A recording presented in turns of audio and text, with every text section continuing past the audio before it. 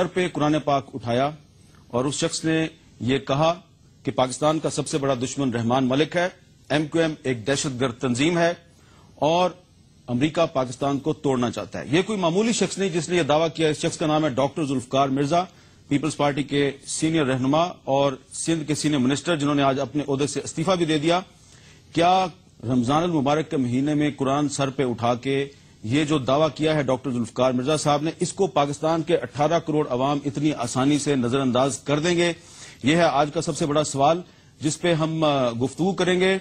और इस गुफ्तगू में हमारे साथ शामिल होंगे जनाब अंसार अब्बासी साहब, सीनियर कॉलम निगार हैं, दानिश्वर हैं, दी न्यूज के एडिटर इन्वेस्टिगेशन जनाब मोहम्मद मालिक साहब, रेजिडेंट एडिटर दी न्यूज इस्लामाबाद के, लाहौर में मारूफ दानिश्वर स्कॉलर और कॉलम निगार जनाब हसन निसार साहब। लेकिन गुफ्तगू का आगाज करेंगे हम डॉक्टर जुल्फकार मिर्जा साहब से, कराची में उनसे बात करेंगे। अस्सलाम वालेकुम डॉक्टर साहब।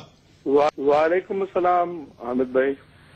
डॉक्टर जुल्फकार मिर्जा साहब, आपने एक प्रेस कॉन्फ्रेंस करके सिर्फ पाकिस्तान में नहीं बल्कि पूरी दुनिया में एक तूफान बर्पा कर दिया है और आपकी इस प्रेस कॉन्फ्रेंस पे मुत्तहिदा कौमी मूवमेंट का जो रिएक्शन आया है वो ये है कि ये बेहुदा इल्जामात हैं, इसका हम जवाब देना पसंद नहीं करते।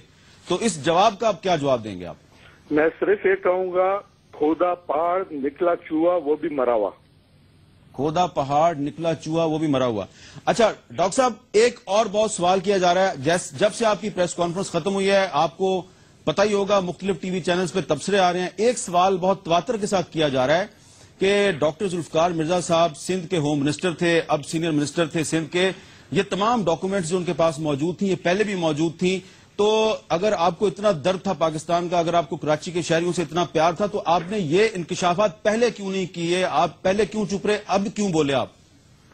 देखें, मैं एक सिस्टम में मिनिस्टर था जी। मैं सिर्फ अकेला मिनिस्टर नहीं था, विदाउट एनी बॉस और विदाउट माय सबॉर्डिनेट जी। मेरा काम था कि मैं ये सब चीजें एक्शन लेता और ये काम न होने देता। वो मैं अपने जाती मफादात की खातिर, मुझे आप लालची समझें या मुझे डरपोक इंसान समझें, जो भी था, मैं उनको रोक नहीं सका। कुछ लोगों के हिदायत के मुताबिक। वो हिदायत कहां से मुझे मिलती थी? मुझे इंटीरियर फेडरल मिनिस्टर से मिलती थी, जो कि हर दफा दौड़े दौड़े इधर आ जाते थे, कभी किसी से जहाज मांग के, कभी टिकट लेके वो यहां पहले पहुंच जाते थे।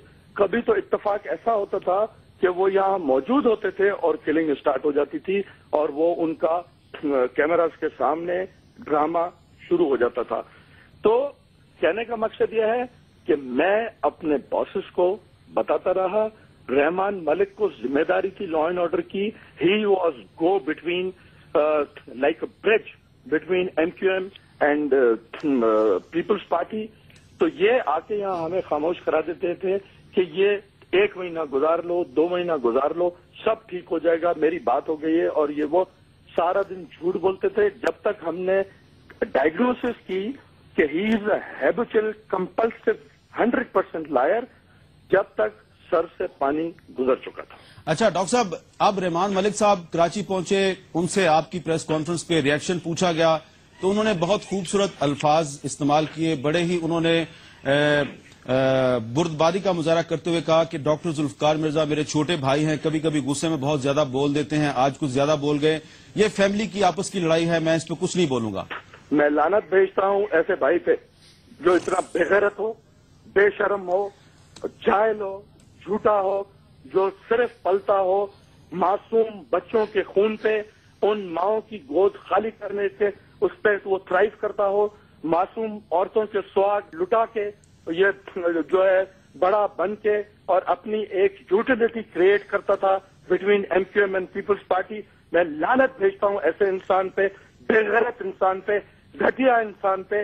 इंशाअल्लाह पाकिस्तान की अवाम, पाकिस्तानी कौम एक दिन जागेगी और इसको जो है इसके कपड़े सड़क पे उतारेगी। डॉक्टर साहब जरा आप हमारे साथ लाइन पर रहिए। मैं चाहता हूं कि आप तो आज प्रेस कॉन्फ्रेंस है और फिर अभी जो आपने रिएक्शन